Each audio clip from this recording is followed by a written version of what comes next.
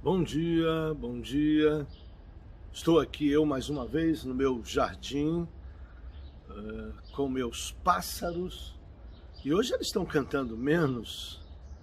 E daqui a pouco também tenho os aviões que chegam aqui perto de casa, aqui no Rio de Janeiro, transmitindo para você e compartilhando com você um pouco da palavra de Deus.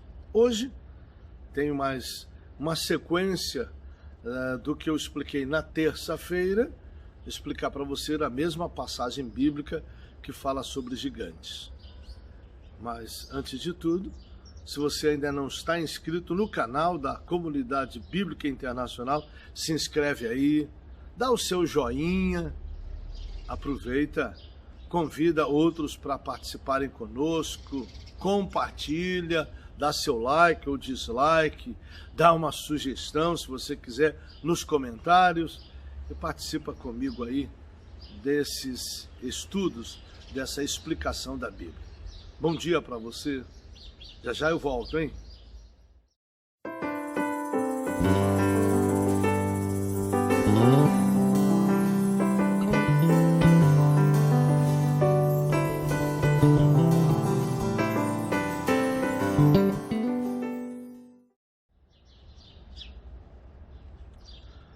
Muito bem, pessoal, dando sequência ao que nós começamos nesta terça-feira, explicando sobre uma categoria de gigantes no tempo do rei Davi. Nós já explicamos em alguns estudos a diferença entre os Anaquins e os Nefilins. Também explicamos a diferença entre os Nefilins e os Refaíns. E estamos falando de uma categoria, durante o tempo do rei Davi, que são os Refaim.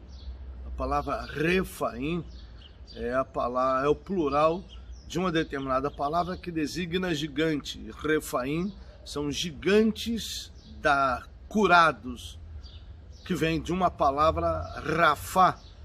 Essa palavra Rafá, ela forma o nome de Deus numa circunstância que está registrada em Êxodo capítulo 15, onde diz que o nosso Deus é Yahvé Rafá, o Deus que cura. Esse Rafá designa cura, designa alguma pessoa que sara. Já o Refaim, que vem da Refaí, essa ideia de aquele que tem a cura. E já expliquei a vocês que parece que o povo de Israel, quando chegou à Terra Prometida, tendo visto o tamanho dos gigantes que estava na Terra Prometida, o povo de Israel não os chamou de Nefelins ou Anaquins, os chamou de Refaíns. Pois bem, tivemos o primeiro gigante chamado Isbibenob, que designa um tipo de gigante numa circunstância. Eu expliquei na palavra anterior que nesse contexto do rei Davi, que Davi nesse caso é uma tipologia da pessoa de Jesus. Davi quer dizer amado. Jesus no Novo Testamento, ele é chamado pelo Pai, meu filho amado. Na fala hebraica ou na fala aramaica, é como se Deus tivesse dito em aramaico ou em hebraico: este é meu filho Davi. Muito interessante essa significância do nome Davi e como ele intercambia com a palavra amado. Por outro lado, essa figura dos gigantes, dentro desse texto, de 2 Samuel, capítulo 21, verso 14 em diante, que assume um propósito muito interessante, onde os gigantes têm uma tipologia representativa de demônios ou de um tipo de mentalidade das pessoas. Essa representatividade ou essa representação é muito significativa, porque tanto pode designar ações demoníacas, como pode designar ações psicológicas. Vai depender de como você quer entender aquilo que eu lhe falo esta manhã. E o texto de 2 Samuel, capítulo 21, verso 14 em diante, e eu vou hoje ler um pouquinho mais adiante. Mas eu vou começar do verso 15, você pegando 2 Samuel, capítulo 21, do verso 15 em diante. E eu vou além do 19 hoje. Diz assim o texto: de novo fizeram os filisteus guerra contra Israel, desceu Davi com seus homens e pelejaram contra os filisteus, ficando Davi muito fatigado. Isbi-Benob, que descendia dos gigantes, cujo peso de bronze de sua lança era de 300 ciclos, e estava cingido de uma armadura nova, este intentou matar Davi. Porém Abissai, filho de Zeruia, socorreu, feriu o filisteu e o matou. Então os homens de Davi lhe juraram, dizendo: nunca mais sairás conosco a peleja, para que não apagues a lâmpada de Israel. Depois disto, houve ainda em Gobi outra peleja contra os filisteus. Então Sibecai, o Uzatita, feriu Asaf, que era descendente dos gigantes. 19. Houve ainda em Gobi outra peleja contra os filisteus, e Elanã, filho de Jaare-Oregim, o belemita, feriu a Golias, o geteu, cuja lança tinha haste como eixo de tecelão. Esse texto tem mais outro gigante que nós vamos, em outra circunstância, explicar. Nessa passagem bíblica, eu quero me deter no versículo de número 18 e verso 18, onde diz que depois disto houve ainda em Gobi outra peleja contra os filisteus. Então Sibecai, o Uzatita, feriu Asaf, que era descendente dos gigantes. Como eu expliquei numa outra circunstância, a tradução desse texto, numa variante textual, indica que eles não eram apenas filhos de gigantes, senão filho do gigante, indicando a possibilidade de que esses 4 gigantes que aparecem nesse texto de 2 Samuel 21 fossem descendentes de Golias, aquele gigante que Davi matou. Quem é esse gigante que aqui está, cujo nome é Saf? Dentro do verso 18, repetindo, esse gigante aqui se chama Saf. E quem se opõe a ele chama-se Sibecai. Eu expliquei para vocês que, por alguma razão específica, o escritor do texto, que pode ter sido Natã, que como profeta coloca os nomes por uma razão específica. Por detrás do nome tem um significado e tem uma analogia a nos explicar algo da parte de Deus.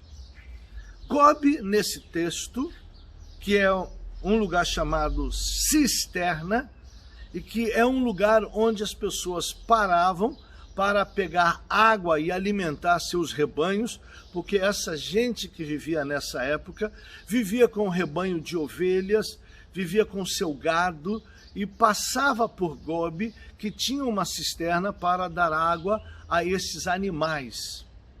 E essa região acabava sendo uma região de disputa, porque era uma região de provisão, indicativo de provisão para os pastores ou para aqueles que cuidavam de gado leiteiro. Muito interessante que essa batalha, o escritor designa que a batalha foi em Gobi. Era uma batalha por posse dessa região, por posse dessa área provisional.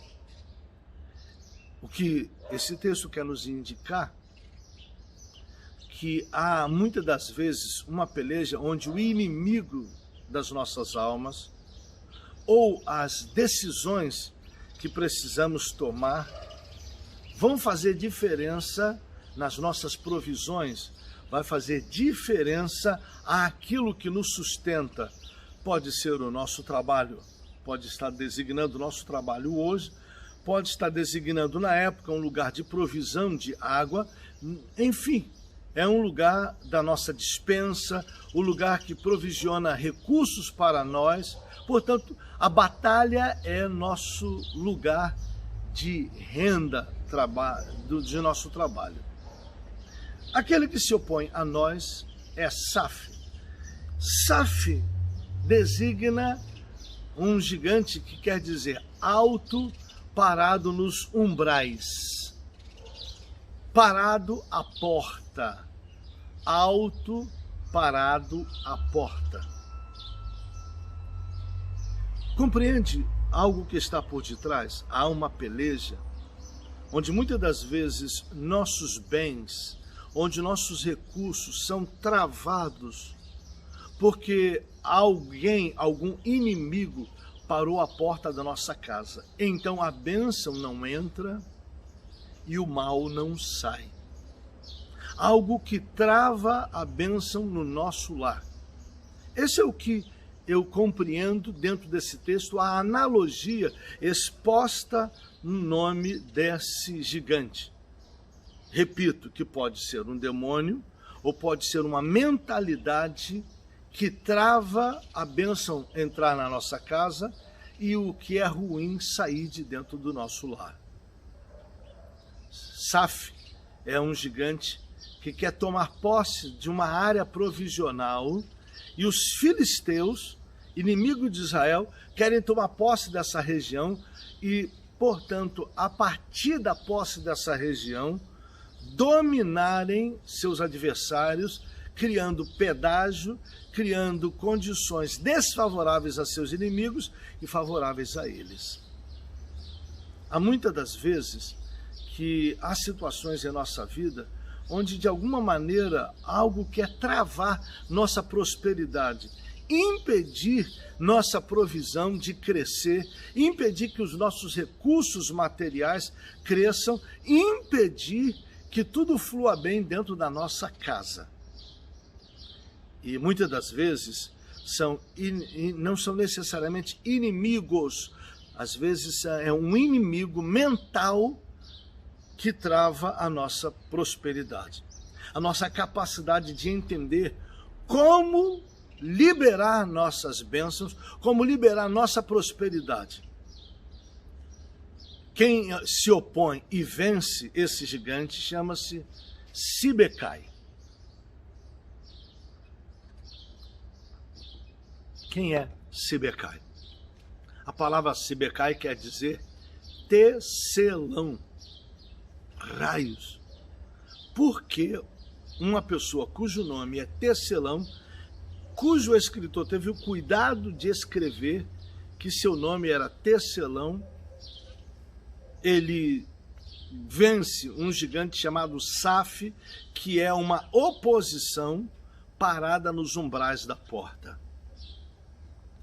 No meu entender, esse tecelão, o tecelão, ele tem a tarefa de costurar, portanto, tecidos. Ele constrói tecidos. Essa construção do tecelão ela é muito interessante, porque no fim ela produz o tecido para nós. É uma figura muito interessante de construção de relacionamentos. O que designa que, para eu deter o inimigo que para na porta da minha casa, que impede a minha bênção, que trava que a desgraça saia da minha casa, eu preciso ser uma pessoa que construa relacionamentos. Há muitas pessoas que vivem numa família e se comportam como emuladores. O que é um emulador?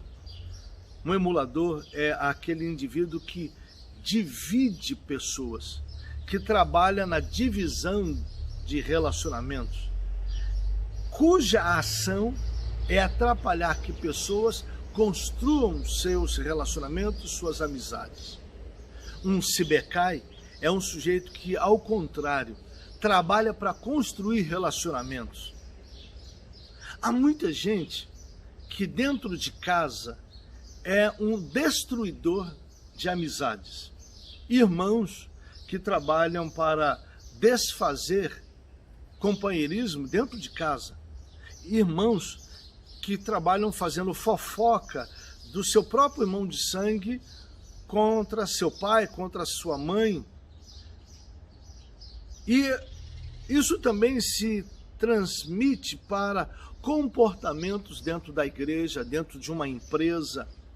Há muita gente que não progride na empresa, não progride na sua vida profissional, porque ele é um destruidor de relacionamentos, ele é um SAF.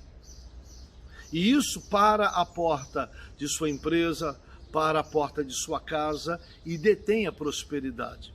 Se você quer ser alguém que derrota um inimigo, que impede sua prosperidade do lar, da sua empresa, da sua vida profissional, você precisa ser um construtor de relacionamentos.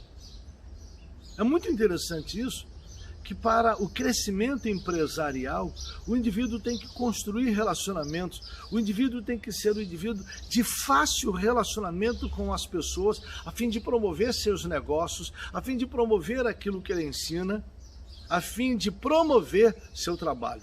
Uma das coisas mais interessantes que temos visto hoje em dia, e eu quero traduzir para os dias de hoje, e os dias que nós vivemos, onde indivíduos que estão ganhando dinheiro são indivíduos que foram para as redes sociais e estão atraindo gente para ele, para conhecer produtos, para conhecer coisas e promover a interação entre pessoas. Muito interessante isso. Há muita gente nas redes sociais que estão promovendo sites de encontro, e não estou falando de encontro de casamento, sites de encontro de ideias favoráveis, comuns, como promovendo produtos de beleza, promovendo conserto de carro, promovendo equipamentos de som, pessoas que ajudam indivíduos a conhecer melhor equipamentos de som. Eu, por exemplo, esses dias estava precisando de um equipamento muito interessante de som, onde eu precisava de um ótimo microfone por Bluetooth, onde a maioria das pessoas compram equipamentos de fone de ouvido, né, com melhor qualidade, mas esquecem do microfone desse equipamento. E então há sites onde o indivíduo promove e aproximam indivíduos que querem conhecer equipamentos cujos microfones por Bluetooth sejam bons. Esse indivíduo atrai pessoas e ele acaba no final prosperando. Você precisa ser um indivíduo que trabalhe para construir relacionamentos, atrair pessoas para promover o bem delas. Se eu fosse aplicar esse texto bíblico para os dias de hoje, não teria melhor aplicação.